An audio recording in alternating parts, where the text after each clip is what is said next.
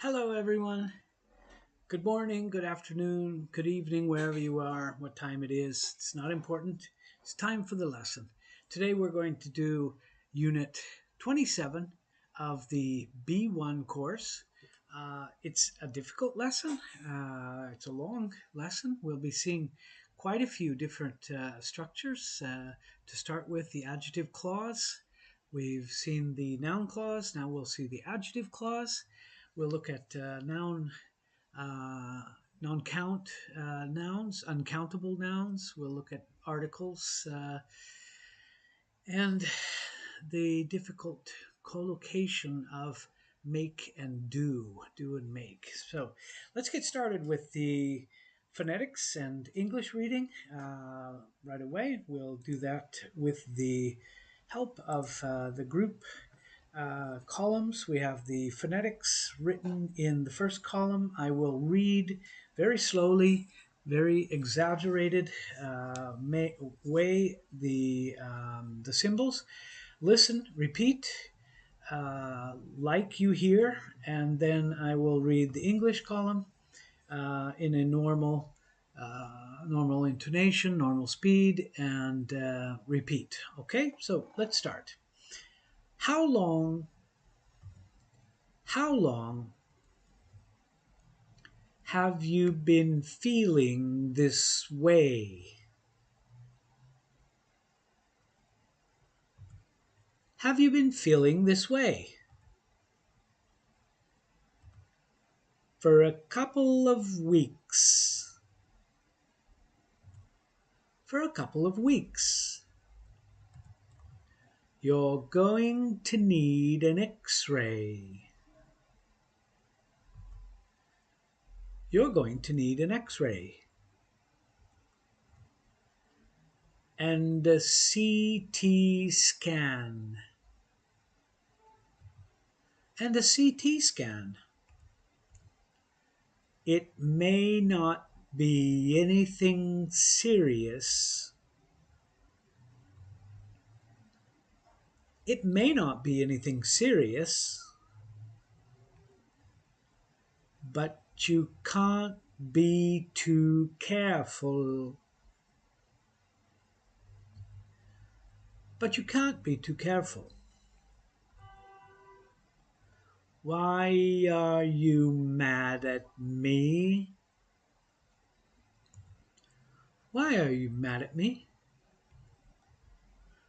What did I do? What did I do? You forgot my birthday. You forgot my birthday. I'm sorry, I didn't mean to. I'm sorry, I didn't mean to. Everyone in my office. Everyone in my office is down with the flu. Is down with the flu. I'm the only one. I'm the only one who hasn't got it. Who hasn't got it?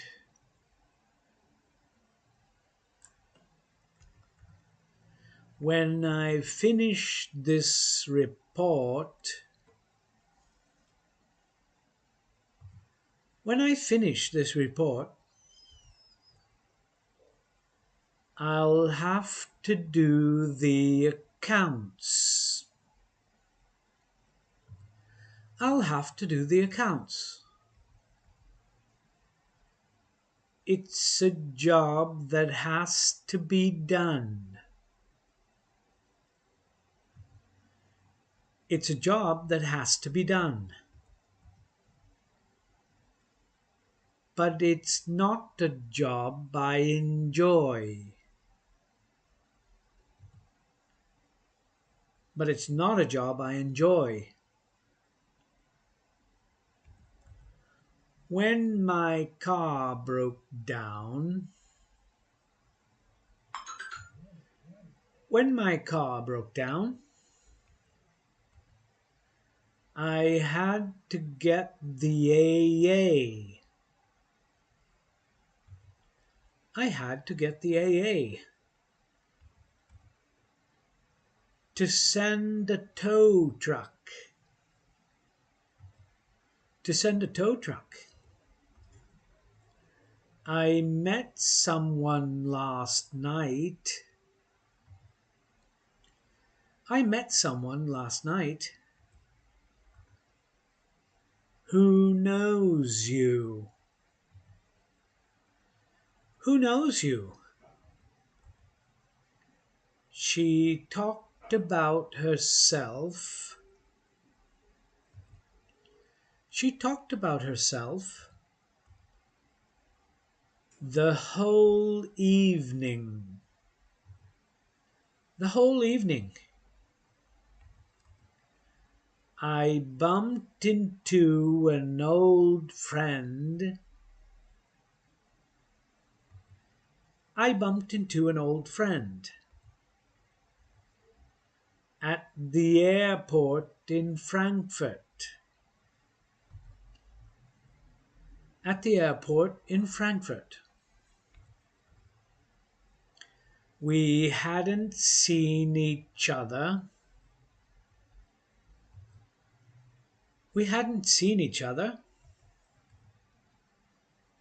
since university. Since university.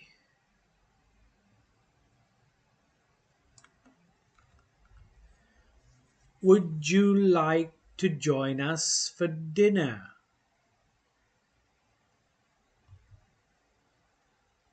Would you like to join us for dinner?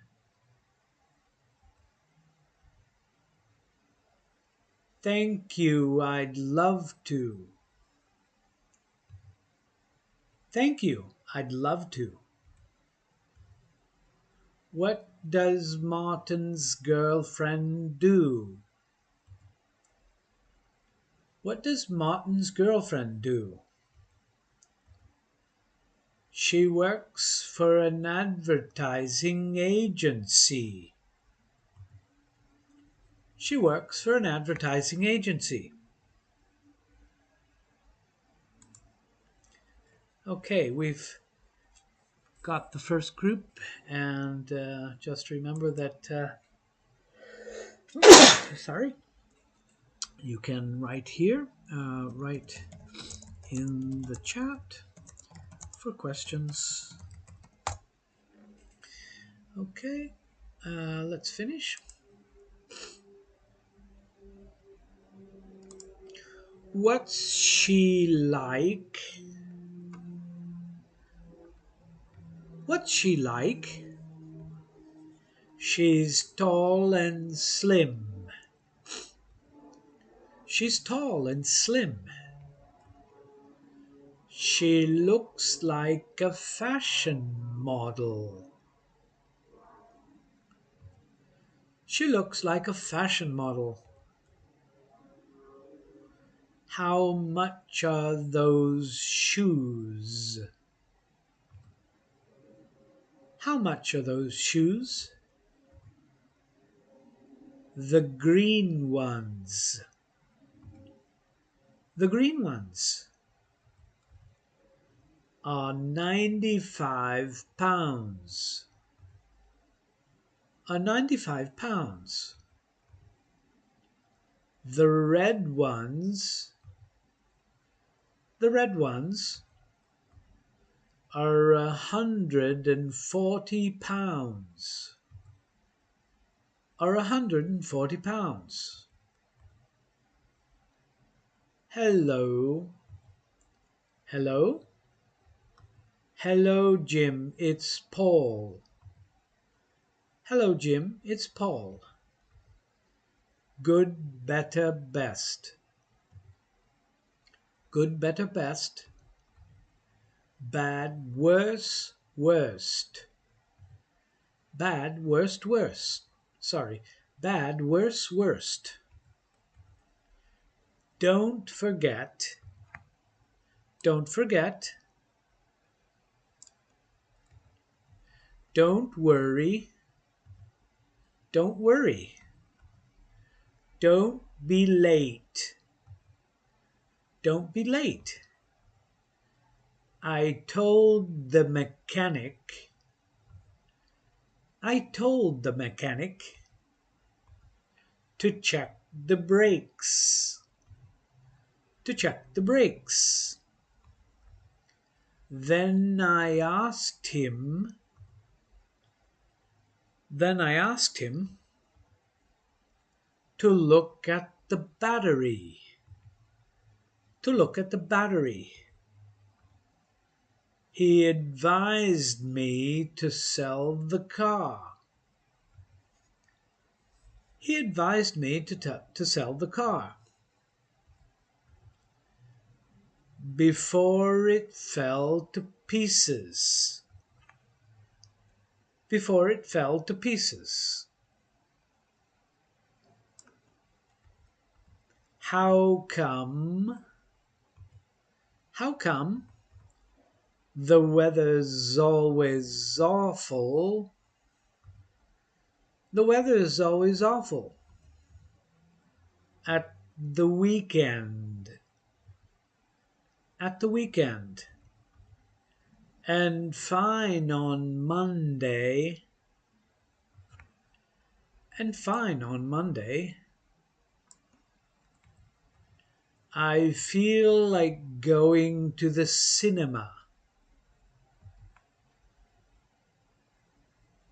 I feel like going to the cinema. What's on? What's on? The week before. The week before. The month before. The month before. The year before. The year before. The following day. The following day. I'm really upset. I'm really upset. How come? How come? I promised my mother. I promised my mother I'd be home for her birthday. I'd be home for her birthday. But my flight's been cancelled. But my flight's been cancelled. Because of the strike. Because of the strike. They told me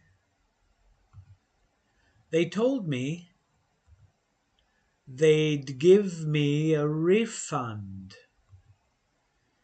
They'd give me a refund. It's the least they can do. It's the least they can do.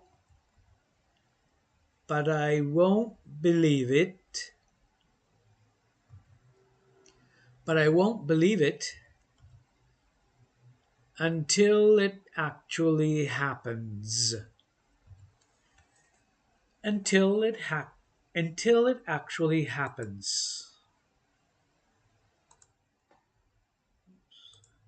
Okay, very good. So we have the groups, and we've practiced a lot of lines. Practice again. Practice again. Don't worry about what you're saying. If you want to check the meanings, down below you will have the list. You can copy the list, put it into Google Translate, translate that, whatever program you use, and translate in your own language so you can check the meaning. Sometimes the meanings are not exact, but they're good enough. And so you can take advantage of that list, and you can also check that list to see that you understand well.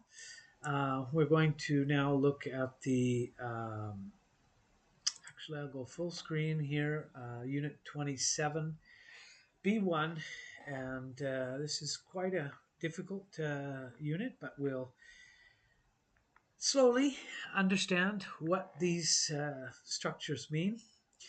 Let's look first at make and do. Make and do, uh, generally, you can use do for actions, obligations, repetitive tasks.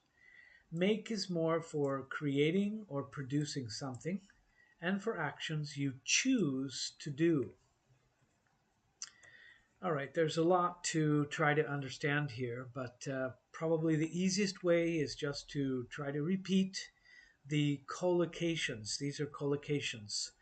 Do the housework, for example, housework is collocated with the verb do. Now, if you say, I have to make the homework, of course, everyone understands, but it's not the proper collocation. So, do refers to the action itself. Make usually refers to the result. Make also is used for things that are produced from speaking, which is a good thing. If you are using your mouth to do something, you'll see that there are many collocations with make. No black and white rule. This is typical for English. You just have to learn the collocations one by one. So let's look at do. Do housework. Do the housework, do the laundry, do the ironing, do the dishes, do the washing up, do the shopping. All of those are items of housework, and we use do. When you talk about work or study, you do work, you do homework, you do business, you do a good, great, terrible job, you do a good job, or you just do a job. Do a report, do the accounts, do a course. Studying, you do a course. You can take a course also, but that's if you prefer, you can do a course. Taking care of your body, you do exercise, you do your hair. That means that you style your hair.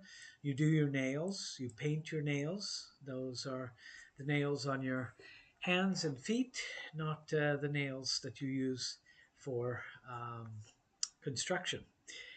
General good or bad actions. So you do anything, you do something, you do everything, or you do nothing. You do well, you do badly, you do good. Do the right thing. Do the right thing. Do your best. And when we talk about food instead, we use make. You make breakfast, you make lunch or dinner, you make a sandwich, a salad, a hamburger. You make a cup of tea, a cup of coffee, you make a reservation. So things that are around food, we use make. You also make money, you make a profit, you make a fortune. In relationships, you make friends, you make love. That means you have sex. Make a pass at someone. You flirt with someone. You make fun of someone. That means you tease or you mock someone. Make up is to resolve a problem in a relationship. Okay, there's a lot of different make-ups, but this one is to resolve a problem in a relationship. In communication, okay, these are things that you do with your mouth, right? They're things that you say, they're things that come out of your spoken capacity. Make a phone call, make a joke, make a point, make a bet. You make a complaint, you make a confession, you make a speech, you make a suggestion, make a prediction, you make an excuse, you make a promise, you make a fuss, you make an observation, you make a comment, you make an offer. So all of those are things that you do with your mouth. When we talk about plans and progress, you make plans, you make a decision, you make a choice, you make a mistake, make progress, you make an attempt, you make an effort, or you try, in other words, make an effort. Make up your mind, you decide something, you make a discovery, make a list, make sure you want to confirm. Make a difference, make an exception, make an escape, or make someone wait. Okay, if you have access, you can do exercise 1 and 2 of the Moodle course, the self-study course. If you have a question about that, you can ask it in the chat. Count and noun count. Noun count. Non-count. Uncountable. Let's look at A. I bought a chair. Sam bought 3 chairs. Chair is a count noun, a countable noun. Chairs are items that can be counted. So we have 3 chairs, and we put an S at the end. B, we bought some furniture. Furniture is a non-count noun. Furniture cannot be counted. It is considered a mass of countable things. Okay, that's furniture. It's not always true with uncountable, but it's a mistake if you say we bought some furnitures, adding an S to a uncountable, or we bought a furniture. A means one, so you are saying one furniture, and it's uncountable. So you can't, it's not one, it's not two, it's just furniture. We bought furniture, we bought some furniture. Can't use a. Let's look at the singular and the plural. Okay, the noun, the count noun, a chair or one chair. Okay, this symbol, this null symbol means that you don't put an article. It's not necessary an article. So if I just refer to chairs, I can just use the the plural non-count noun with an S. Chairs are good. 2 chairs, some chairs, a lot of chairs, many chairs. A count noun may be preceded by an A, an N, an AN in the singular. It takes an S or an ES in the plural. And you can use the null, you can use no article. Non-count, uncountable instead, these are all considered singular. You can say furniture without any determiner. You can say some furniture, a lot of furniture, much furniture. You cannot say furniture. It's not preceded by a article. It has no plural form, so it does not take S or ES. Furniture is always like that. Okay, here that symbol is nothing. Let's look a little bit more at non-count nouns. A, I bought some chairs, tables, and desks. In other words, I bought some furniture. Many non-count nouns refer to a whole that is made of different parts. I'm talking about many, not all of them. Furniture represents a whole group of things that is made up of singular but separate items, right? You have the chair, you have the sofa, you have the TV, all of the different things that compose furniture. Okay, so furniture is thought of as a group of things. I put some sugar in my coffee. In B, sugar and coffee represent whole masses made up of individual particles or elements. Sugar is uncountable. Coffee is also uncountable. I wish you luck. Many non-count nouns are abstractions. Luck is an abstract concept, an abstract whole. It's not dividable. It has no physical form, so you can't touch it, you can't count it, you can't divide it. So it cannot be 2. You can only consider luck as uncountable. And we'll see a lot of those, okay? It's also sunshine. Sunshine is warm and cheerful. Non-count, Anne has brown hair. Count, Tom has a hair on his jacket. Okay, the phenomenon of nature, such as sunshine, is frequently used as a non-count noun. Sunshine, rain, fog, things like that are usually non-count. Non-count F, I opened the curtains to let in some light. Many nouns can be used as either non-count or count nouns, but the meaning is different. We have a hair in E and light in F. These can be either singular or plural, or rather non-count and count. Count, don't forget to turn off the light. We're talking about that light. It's a specific light, so it's countable. You should always understand if a word is countable or uncountable when you learn new vocabulary. Okay, just like in other languages, you are learning if the word is masculine or feminine or neutral. In English, it's a key to understand if the word is countable or uncountable. It'll help you to express that word.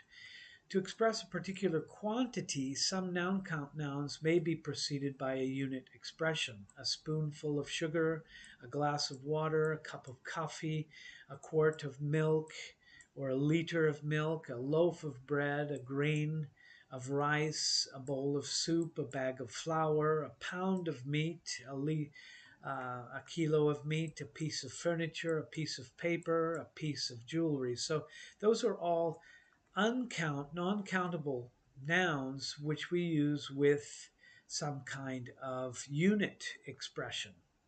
This list is a sample of nouns that are commonly used as non-count nouns. Many other nouns can be used as non-count. All of the things in your refrigerator practically. Cheese, butter, milk, uh, eggs, no. Whole groups made up of similar items. So baggage is like a group of similar things. Clothing is a group. Equipment, food, fruit, furniture, garbage, hardware, jewelry, junk, luggage, machinery, mail, makeup, money, that's cash or change, postage, scenery, traffic, etc. These kind of groups of similar items we can think of as uncountable. Fluids like water, coffee, tea, milk, oil, soup, gasoline, benzene, petrol, blood, etc. Solids, ice, bread, butter, cheese, meat, gold, iron, silver, glass, paper, wood, cotton, wool, all of those are considered uncountable. The gases, steam, air, oxygen, nitrogen, smoke, smog, pollution, all of these are considered uncountable. Particles such as rice, chalk, corn, dirt, dust, flour, grass, hair, pepper, salt, sand, sugar, wheat, all of these things that are kind of little tiny pieces of things or particles. In the abstraction list, we can include beauty, confidence, courage, education, enjoyment, fun, happiness, health, help, honesty, hospitality, importance, intelligence, justice, knowledge, love, laughter, luck, music, patience, peace, pride, progress, recreation, significance, sleep, truth, violence, wealth, etc., and etc. All of those abstractions. Advice, information, news, evidence, proof, all of those are considered uncountable. Time, space, energy, these kind of words are uncountable. Homework, work, we saw before. Grammar, slang, vocabulary, etc., those are uncountable. All the languages are uncountable, considered singularly. Arabic, Chinese, English, Spanish, French, all the languages are uncountable. When we talk about study, the fields of study, chemistry, engineering, history, literature, mathematics, psychology, all of those are considered uncountable. Recreation, baseball, soccer, tennis, chess, bridge, poker, etc., all of the sports. The activities like driving, studying, swimming, traveling, walking, and other Jaroon type activities. And we have the natural phenomena: weather, dew, fog, hail, heat, humidity, lightning, rain, sleet, snow, thunder, wind, darkness, light, sunshine, electricity, fire, gravity, etc.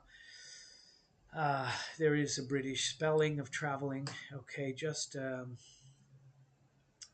quick word while we're talking about this. Let me just, don't forget to subscribe. Um, Click on the bell, the subscription, the notification bell. You can receive all the notices of the videos that we will be publishing. I wanted to also remind you that in the description below, if you click, you see a lot of links, and one of the links is the Sway. This presentation, you can open the presentation, you can study the presentation, you can copy and paste some parts of it. If you're not sure about a word, what it means, you can look it up. So let's go back now to the adjective clause. Okay, this is the one of the main items in the group. We look at the clause. This is a group of words containing a subject and a verb. We saw that in the noun clause. An independent clause is a complete sentence. It contains the main subject and a verb of a sentence. It's also called a main clause.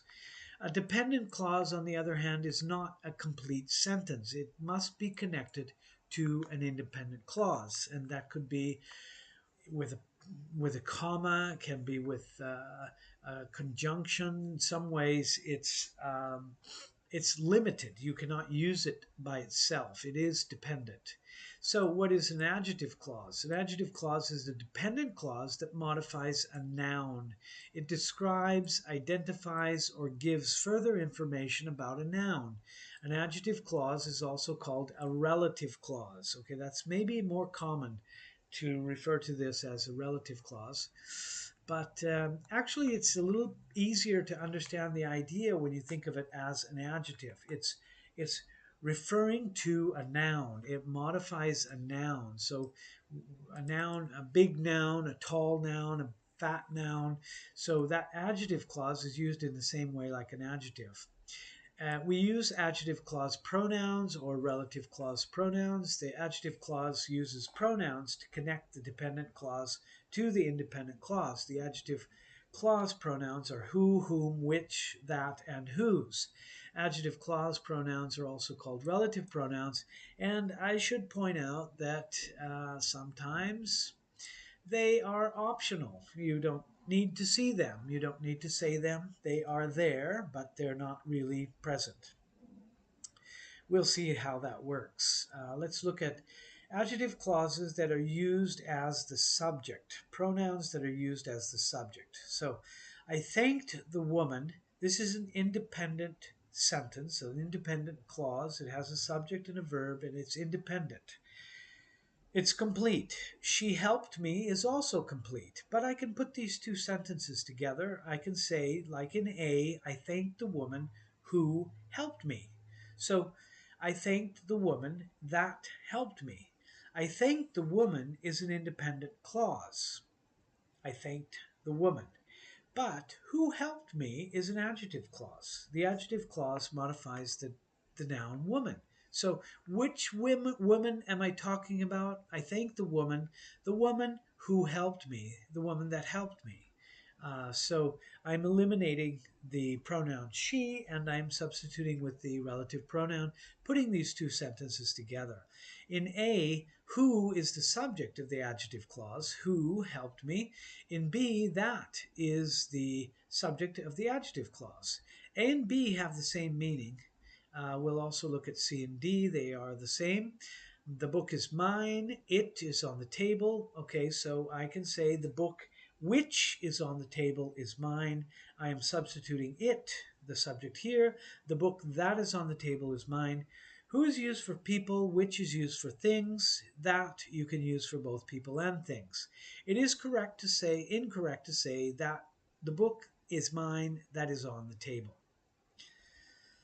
Just confusing the entire idea. You have to put the relative clause that is on the table near the book. Okay? So I can't say the book is mine that is on the table because that is difficult to understand what you are referring to. Now let's look at those pronouns used as the object of a preposition. She is the woman. I told you about her. So her is the pronoun in this case that I want to substitute. So I have four choices now. She is the woman about whom I told you. B, she is the woman who or whom I told you about. She is the woman that I told you about. Or D, she is the woman I told you about. Actually, there's 5 choices because whom or who could be used here in B. In very formal English, the preposition comes at the beginning of the adjective clause, like in A or in E. She is the woman about whom I told you, and then we'll see E later. Usually, however, in everyday usage, the preposition comes after the subject and the verb of the adjective clause, as in the other examples. B, C, and D, you see we have the preposition at the end. Preposition at the end. That's a good rule to remember. Okay, I can do that also with a thing. Here we have a person, so I have 1, 2, 3, 4, 5 choices. And with a thing, the music was good. We listened to it last night. We listened to the music. So I'm using it as an object. Okay, so I can say E, the music to which we listened to last night was good. F, the music which we listened to last night was good. G, the music that we listened to last night was good. Or H, the music we listened to last night was good. And I can tell you that just generally in spoken English, we prefer H just to eliminate that. And D, she's the woman I told you about. If the preposition comes at the beginning of the adjective clause, only whom or which may be used. A preposition is never immediately followed by that or who. Who, which, or that which is not possible. It's a mistake. It's incorrect to say she is the woman about who I told you. So we are putting that preposition with who, and that's not good. The music to that we listened to last night was good. There's the preposition to, and we have that, not good. Those are incorrect. You can do exercise 5 if you have access. Okay, one more thing about the usual patterns. If you don't know this word, this is a very good word to understand. Patterns are like something like a design or a construction or a way of, of simplifying a structure, understanding the ideas that can be related to similar ideas. So the pattern, usual pattern, I like the people who live next to me. Less usual is I like the people that live next to me. So we prefer who. In everyday informal usage, often one adjective clause pattern is used more commonly than another. In A, as a subject pronoun, who is more common than that. In B, I like books that have good plots. Less usual, I like books which have good plots. Now, it's not a mistake, but it's just much more common that than which.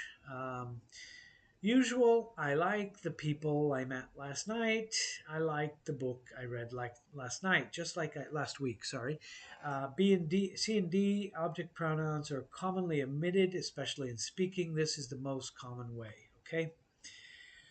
All right, we'll just look quickly at the causative verbs. This is a really difficult structure, a different pattern, but there is one. I got the AA to come, so we'll just look at this so you understand. A, I made my brother carry my case, my suitcase. B, I had my brother carry my suitcase. C, I got my brother to carry my suitcase. Okay, we have these forms that X makes Y do something. It's a very simple form. X has Y do something. The verb is also here in the simple form, do. X gets Y to do something. So I'm using the infinitive with to with get. Make, have, and get can be used to express the idea that X causes Y to do something. That's why we're calling it a causative verb. You will notice the pattern. You make, and then you have someone, usually someone, but you can have also something. You can have, I made my team do something. So it doesn't necessarily have to be a person, but you are causing why to do something. When they are used as causative verbs, their meanings are similar but not identical. A, we have made. My brother had no choice. I insisted that he carry my case. This is the most forceful. B, my brother carried my suitcase because I asked him to. I had my brother carry my case. I just asked him and he did it. In C, I managed to persuade or convince my brother to carry my case. I got my brother to carry my case means maybe my brother didn't really want to do it, but I convinced him by buying him a beer or something. So I got him to do that. They do have a similar meaning. It's making basically someone do something. The causative make, Mrs. Lee made her son clean his room. Make her son clean. So clean is used without the to. In E, sad movies make me cry. They can also be used as, with yourself as an object. Causative make is followed by the simple form, not an infinitive. She made him, it's not correct. She made him to clean his room. Make gives the idea that X forces Y to do something. Mrs. Lee's son had no choice. Causative have. F, I had the plumber repair the leak. The leak is some water that is coming from somewhere that shouldn't come. Jane had the waiter bring her some tea. The causative have is followed by the simple form of a verb, not an infinitive. It's incorrect to say I had him to repair the leak. Have gives the idea that X requests Y to do something. In F, the plumber repaired the leak because I asked him to. Right? Jane had the waiter because a waiter generally does that thing.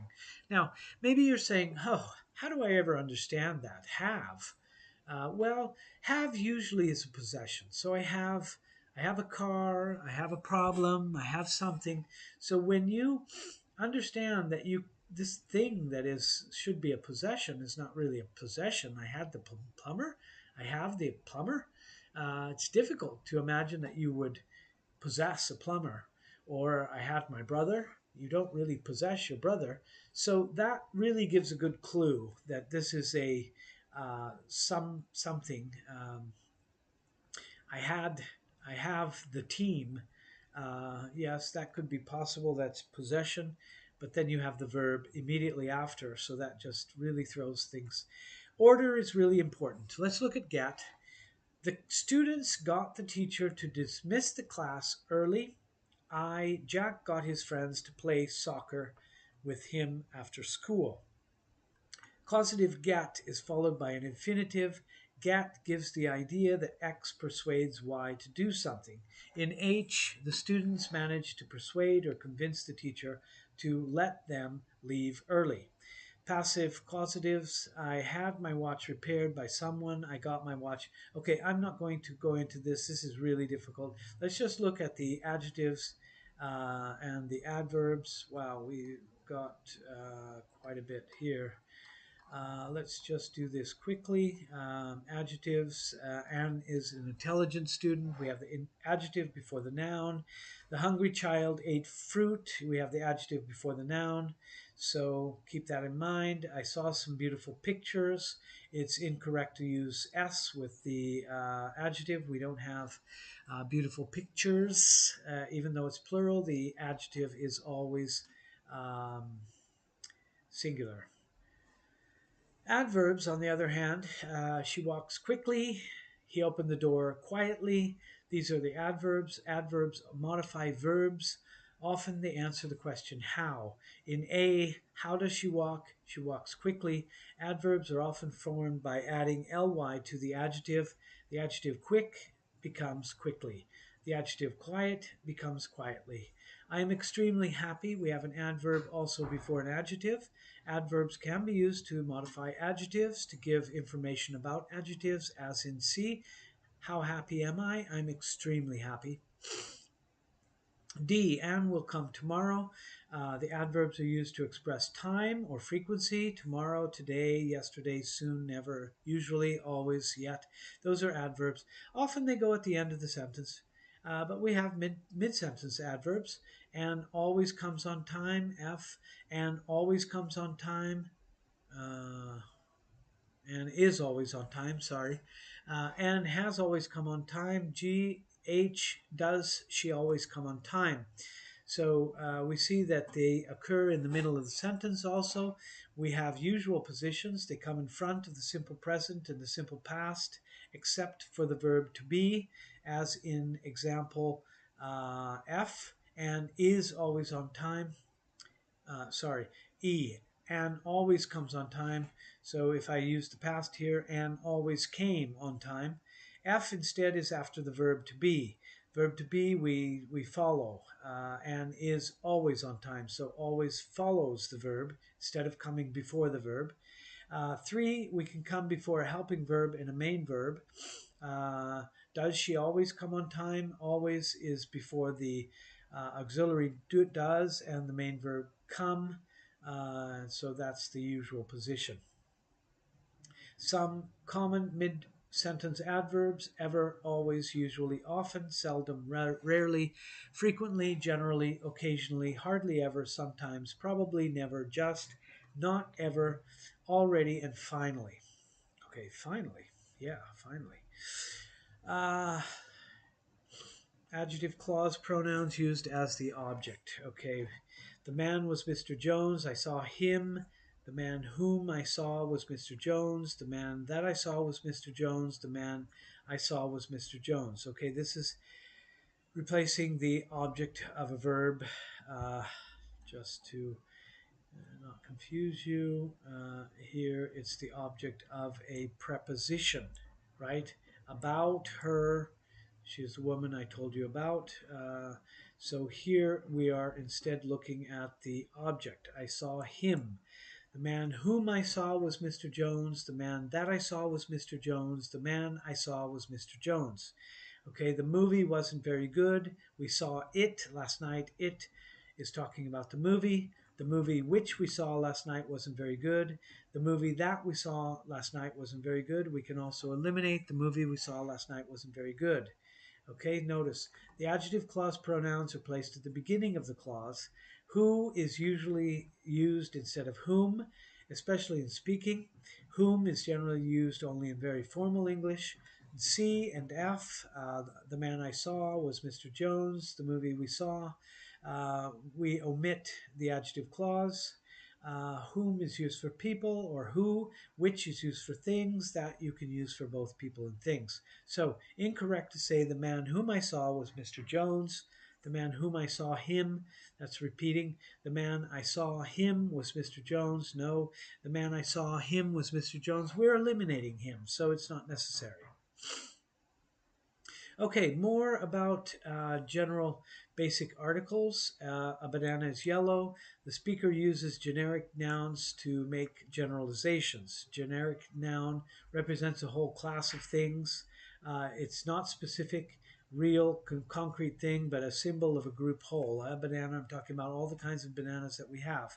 Bananas are yellow, very similar. The speaker is talking about any banana, all bananas, bananas in general. Speaker is talking about any and all fruit in general. Fruit is good for you. Notice that the non-article is used to make generalizations with plural count nouns such as be. Bananas are yellow. We don't need an article. Using a or some with indefinite nouns. I ate a banana. Indefinite nouns are actual things. They're not symbols, but they are not specifically identified. So I ate a banana. I'm talking about a real banana. I ate some bananas. That's the plural count noun. The speaker is not referring to this banana or that banana or the banana that you gave me, simply saying he ate one banana or maybe more. The listener does not know or need to know which specific banana was eating. Is simply one banana out of a group of whole things in this world called bananas. I ate some bananas. I ate some fruit.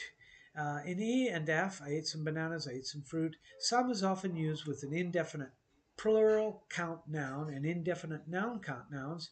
In addition to some speakers use two, 3, 4. You can use that. I ate 5 bananas. You can, but not with the countable. I don't eat 5 fruit. Several, a lot of, plural, non-count. We use a little or a lot of with non-count nouns. Using the, which is a definite noun. This is a singular non-count noun. Thank you for the banana. Noun is definite when both the speaker and the listener are thinking about the same specific thing. The banana, we know which one. Plural count noun, thank you for the banana. In G, the speaker uses the because the listener knows which specific banana the speaker is talking about. In other words, the particular banana which the listener gave to the speaker. Thank you for this banana, the banana. Thank you for the fruit. This is non-count. Notice that the is used with both singular and plural count nouns and non-count nouns. Okay. Uh, wow. Okay, let's just look at this quickly. The sun is bright today.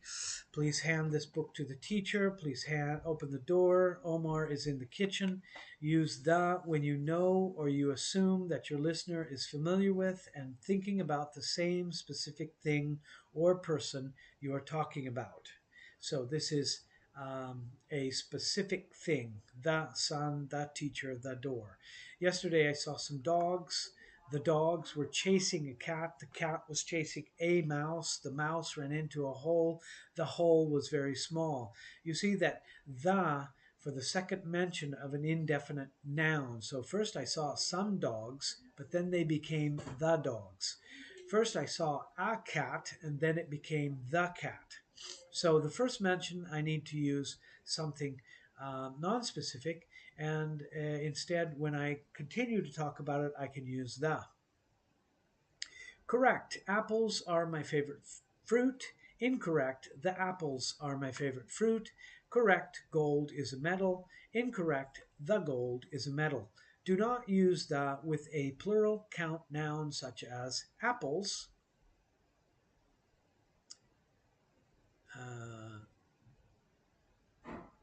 When you are making a generalization. Yeah, that's the key. Gold. I drove a car, I drove the car, I drove that car, I drove Jim's car. Those are all ways of determining that car. It's incorrect to say I drove car. We need, with a singular count noun, we need a marker. A, an, each, every, one, the, this, that, or Jim's, okay? The is not used for the second mention of a generic noun. Okay, so what color is a banana? Okay, I'm talking about a generic banana. A banana is yellow, so that's generic. Joe offered me a banana. That's an indefinite noun, or an apple. I chose the banana, the definite noun, you see. So I'm using banana in a different way here. Wow. Okay, we had a lot in this lesson. I hope you enjoyed it. Listen to it again. Look at the words, look them up. Use the information in the best way that you can. I hope you enjoyed it. I'll see you next time, okay? Bye bye.